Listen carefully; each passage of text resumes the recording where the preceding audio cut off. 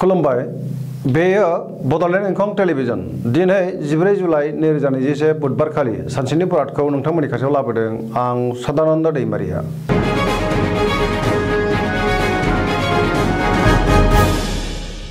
सिगां फरायनो लादों मेष राशि गिबि हांखो अ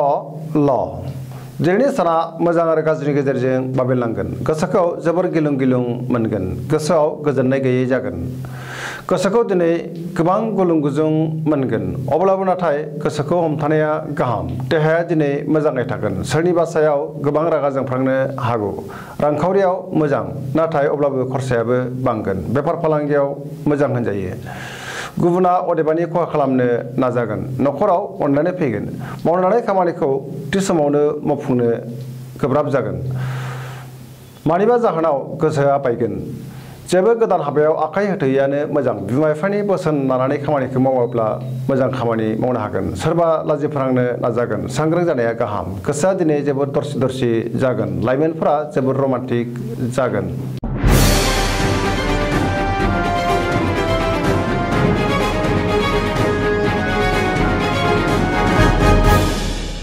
वृष राशि गिबि हांखो इ उ ब दिनैनि साना जोबोर मोजां गोसोखौ जोबोर गोजोननाय मोनगोन गोसोनि साननायफोरा जाफुंगोन मावनो लानाय खामानिखौ थि समावनो मावफुंनो हागोन समाजाव गोबां मान मोनगोन रांखावरियाव दिनै जोबोर मोजां होनजायो गोबां रां आरजिनो हागोन गोबां धोन मोननो हागोन मोननो गोनांखौ दिनै मोननो हागोन बेफार फालांगियाव जोबोर मोजां मुलाम्फा मोनगोन नखराव बिसि-फिसायनि गेजेराव अनलायनाय फैगोन देहाया दिनै मोजाङै थागोन जायखि खामानि मावामानो दिनै जेरावबो जाफुंसारगोन समाजाव गोबां मान मोनगोन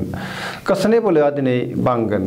गुबुननि गोसोखौ गोरलैयैनो बोनो हागोन लाइमोनफोरनि गोसोआ दिनै जोबोर रमान्टिक जागोन आरो गावबा गावनि गोसोनि साननायखौ फोरमायलायनोबो हागोन फरायसाफ्रा फरायनायाव गोसो दुंखांगोन आरो मोजां फिथाइ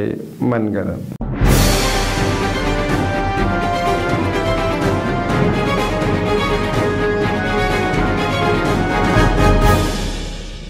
मिथुन राशि गिबि हांखो ख छ दिनैनि साना मोजां आरो गाज्रिनि गेजेरजों बाबेनलांगोन गुबुननि थाखाय नाङा-फाङा जेंनायाव गोग्लैनांनो हागौ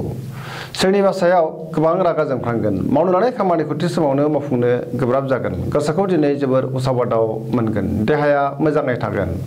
रांखावरियाव जोबोर मोजां मोननो गोनांखौ दिनै मोननो हागोन बेफार फालांगियाव जोबोर मोजां मुलाम्फा मोननो हागोन नखराव अनलायनाय फैगोन समाजाव दिनै गोबां मान मोनगोन गोसोनि बोलोआ बांगोन बिदा-फंबायजों मोजां सोमोन्दो थागोन गोसोनि साननायफोरा जाफुंगोन बबेबा फोरबोआव बाहागो लानो खाबु मोनगोन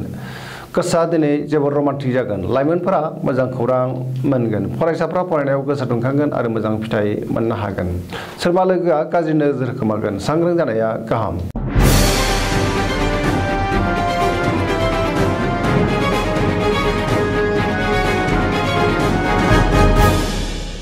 कर्कट राशि गिबि हांखो ड ह दिनैनि साना बारा मोजां नङा गोसोआव गोजोननाय गैयै जागोन गोबां बेले-बेजे साननाय फैगोन गोसोखौ गिलुं मोनगोन नेगेटिभ एनार्जिनि गोहोम गोग्लैगोन मावनो लानाय खामानिखौ थि समावनो मावफुंनो गोब्राब जागोन रांखावरियाव मोजां बेफार फालांगियावबो मोजां मुलाम्फा मोनगोन देहाया दिनै मोजाङै थागोन अब्लाबो जानाय लोंनायाव सांग्रां जानाया गाहाम गुबुननि हेफाजाब मोननाय नङा गुबुनजों रायखुमा जागोन नखराव बिसि-फिसायनि गेजेराव एना-एनि फैनो हागौ गोसोआ दिनै जोबोर दरसि जागोन सोरनिबा सायाव गोबां रागा जोंफ्लांगोन आरो दुखु मोनगोन सोरबा लोगोआ खहा खालामनोबो नाजागोन सांग्रां जानाया गोनां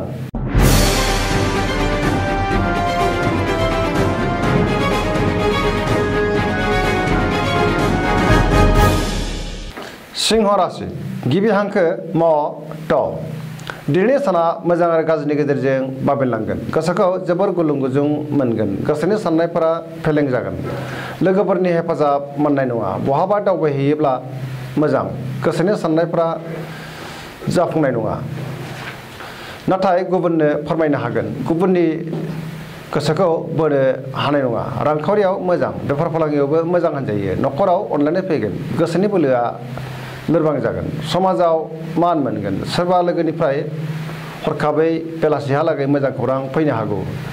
गोदान हाबायाव आखाइ होथ'यैआनो मोजां लाइमोनफोरनि गोसोआ दिनै जोबोर आला-खाला जागोन फरायसाफ्रा फरायनायाव गोसो दुंखांगोन आरो मोजां फिथाइ मोनगोन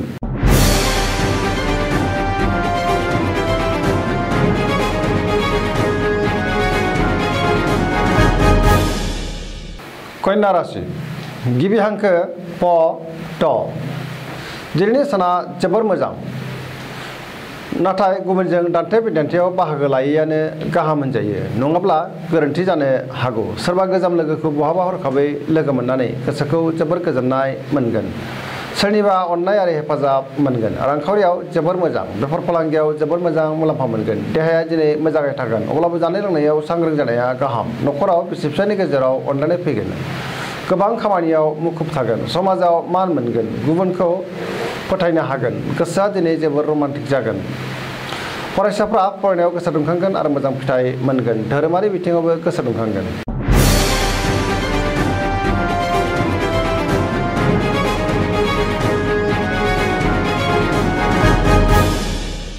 तुला राशि गिबि हांखो र ट दिनैनि साना जोबोर मोजां गोसोखौ जोबोर गोजोननाय मोनगोन गोसोनि बोलोआ बांगोन गोसोनि साननायफोरा जाफुंगोन मावनो लानाय खामानिखौ थि समावनो आरो गोरलैयैनो मावफुंनो हागोन नाथाय सोरनिबा हेंथा फैनोबो हागौ देहाया दिनै मोजाङै थागोन रांखावरियाव मोजां होनजायो नखराव बिसि फिसायनि गेजेराव अनलायनाय फैगोन बेफार फालांगियाव मोजां पजिटिभ एनार्जिनि गोहोम गोग्लैगोन लोगोफोरनि हेफाजाब मोनगोन बहाबा दावबायहैनो खाबु मोनगोन सेंग्रा सिख्लाफ्रा जोबोर रमान्टिक जागोन आरो गावबा गावनि गोसोनि साननायखौ फोरमायलायनोबो हागोन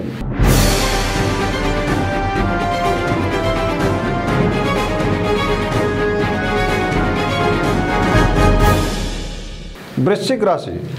गिबि हांखो न स दिनैनि साना जोबोर मोजां सोरबा लोगोनिफ्राय मोजां अनसायनाय मोनगोन गोसोखौ दिनै जोबोर गोजोननाय मोनगोन मावनो लानाय खामानिखौ थि समावनो आरो गोरलैयैनो मावफुंनो हागोन सिगांनि आद्रा खामानिखौबो दिनै मावफुंनो हागोन समाजाव गोबां मान मोनगोन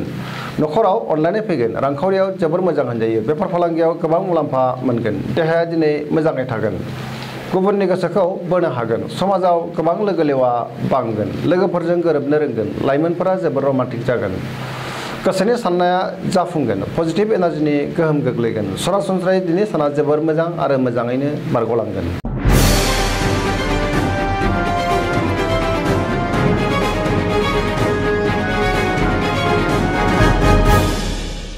धनु राशि गिबि हांखो ध फ भ दिनैनि साना जोबोर मोजां गोसोआव बोलो बांगोन माबा मोनसे बेसेन गोसा मुवा मोननो हागौ गोसोखौ दिनै जोबोर गोजोननाय मोनगोन गोसोआव पजिटिभ एनार्जिनि गोहोम गोग्लैगोन पजिटिभ साननाय फैगोन मावनो लानाय खामानिखौ थि समावनो मावफुंनो हागोन गोसोनि साननायफोरा जाफुंगोन रांखावरियाव जोबोर मोजां होनजायो बेफार फालांगियावबो जोबोर मोजां मुलाम्फा मोनगोन समाजाव मान मोनगोन देहाया दिनै मोजाङै थागोन अब्लाबो जानाय लोंनायाव सांग्रां जानाया गाहाम नखराव अनलायनाय फैगोन लाइमोनफोरनि गोसोआ दिनै जोबोर रमान्टिक जागोन फरायसाफ्रा फरायनायाव गोसो दुंखांगोन आरो मोजां फिथाइ मोननोबो हागोन बयजोंबो अनसायजागोन आरो अनजागोन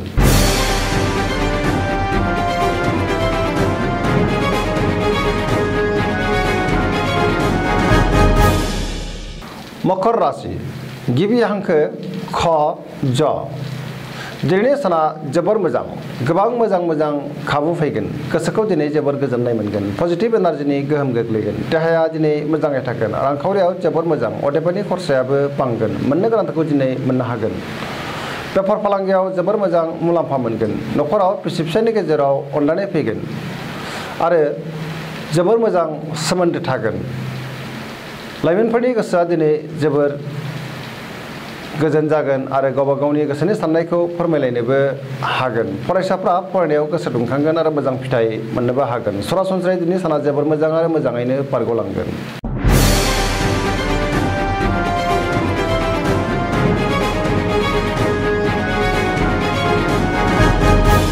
कुम्भ राशि गिबि हांखो ग स स दिनैनि साना जोबोर मोजां गोसोखौ दिनै जोबोर गोजोननाय मोनगोन गोसोआव बोलो बांगोन गोसोनि साननायफोरा जाफुंगोन मावनो लानाय खामानिखौ थि समावनो आरो गोरलैयैनो मावफुंनो हागोन समाजाव गोबां मान मोनगोन लोगोफोरजों मोजां सोमोन्दो लाखिनो हागोन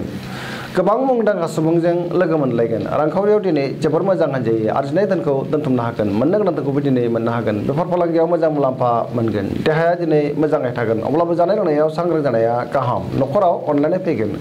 गुबुननि थाखाय मोजां खामानि मावनानै होनो हागोन समाजाव बयजोंबो अनसायजागोन गोसोखौ दिनै जोबोर रमान्टिक मोनगोन